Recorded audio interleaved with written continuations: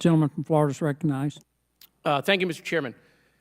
You know, we have failed to pass comprehensive immigration reform up here for decades.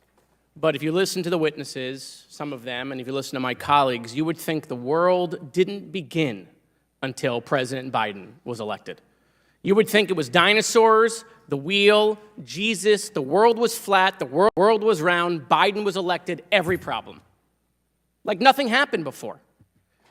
You know, people pretend like everything was just perfect. But you know what? One of my colleagues, when bringing up statistics, showed why this is a farce.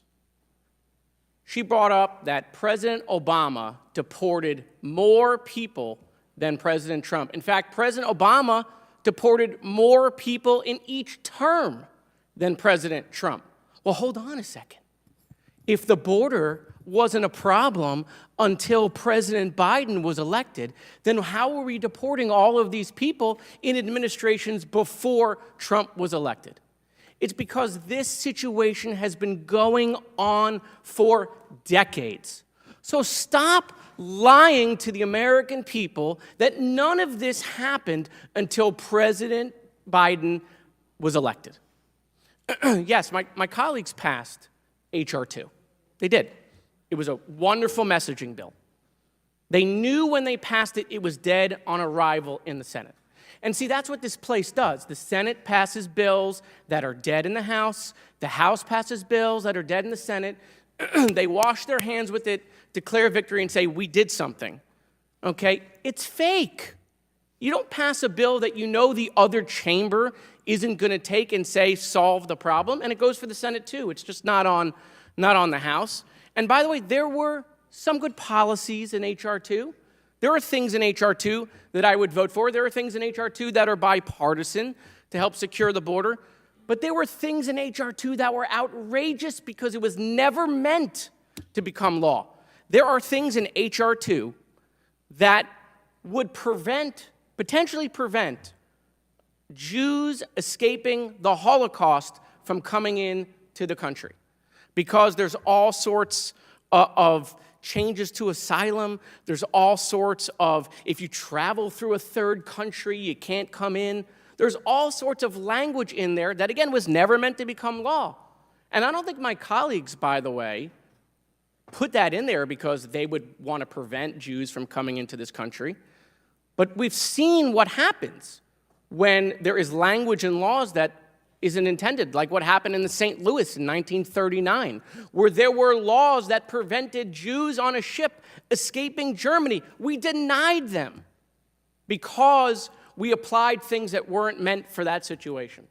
And so, look, you don't have to listen to me, right? My colleagues don't have to listen to me. I want them to listen to their own colleagues,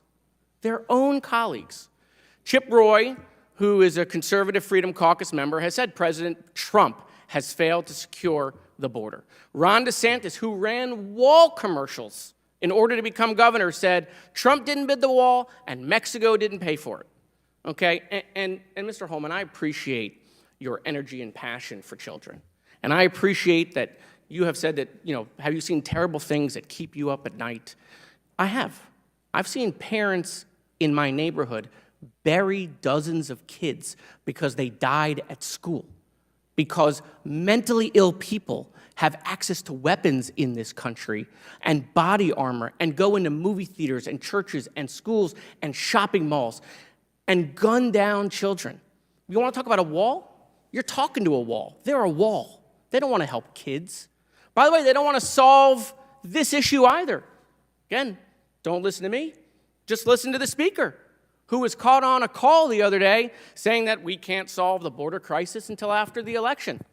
By the way, here's Congressman Troy Niels giving it all away. Let's read this. Let me tell you, he's talking about immigration, let me tell you, I'm not willing to do a darn thing right now to help a Democrat, to help Joe Biden's approval rating. I will not help the Democrats try to improve this man's dismal approval ratings. I'm not going to do it. He's saying he's not going to do anything on the border. And he's from Texas, which needs help. He's not going to do anything because he doesn't want to give Joe Biden a win. You have members of this committee that have threatened to vacate the speaker again if they do anything on the border. Senator John Thune has said this is a unique opportunity. He said when Trump was president and Republicans controlled both chambers, they couldn't get done the policies that are being discussed now. So look, I'm willing to do stuff on the border. I'm willing to do it. But they're not willing to do it because they're doing what people hate about this place.